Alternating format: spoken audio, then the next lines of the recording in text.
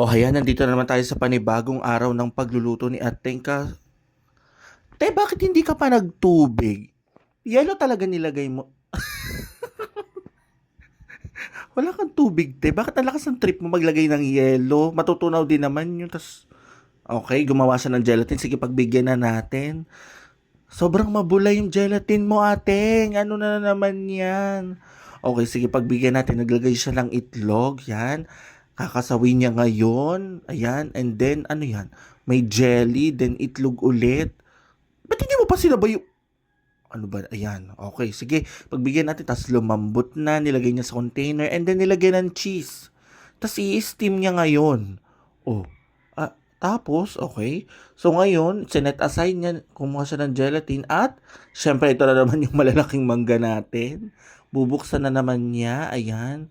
Okay, tapos tinwist niya. Oh, bongga nga naman. Tapos, oh, bakit laging may yelo yung tubig? Hindi ka ba pwede kumuha na lang ng tubig sa gripo tapos kailangan talaga yelo tapos matutunaw. Ayan na naman siya sa molder niya. Oh. Tapos nilagay, wala naman yung shape. Si ate, ang lakas ng trip. Okay, sige, pagbigyan natin. Oh, yan, naglagay siya ng pandan, mga ingredients. Oh, tinubigan. Siguro si ating natubigan na yung utak ko ano niluluto. Ayan. So, ayun. Tapos, yan. Oh, nilagyan niya ng flavoring. Yun yung nilagay niya kanina. Hinalo-halo niya yung rice. Teka, parang ang dami naman niya. Parang ang tamis nun. Tapos, yan. Oh, bakit may isda?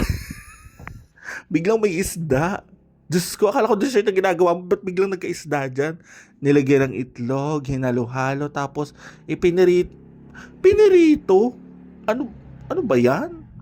Okay, sige. Malakas na naman trip. Ayan, o kangkong, tinadtad, nilagyan ng spices. Ayan, nagisa-gisa na naman siya. Ginisa ang kangkong. Yan, mukhang tama na yung process na gagawin niya. Tinubigan.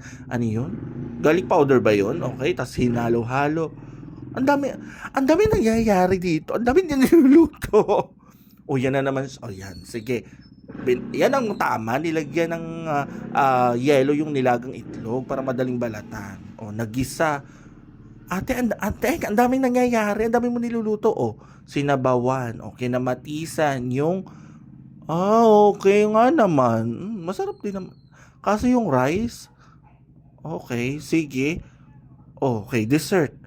Hindi ko rin maintindihan yung mga taste. Pero sige, masarap naman siguro yan. Ayan, siguro nagtitimpla siya ng juice. Okay, nilagyan na naman niya ng kung ano-ano. Okay, pinlend. Tapos nilagyan na naman ng yelo. Yan, okay. Ano yun? Gelatin. Okay. So, yan ang kanyang...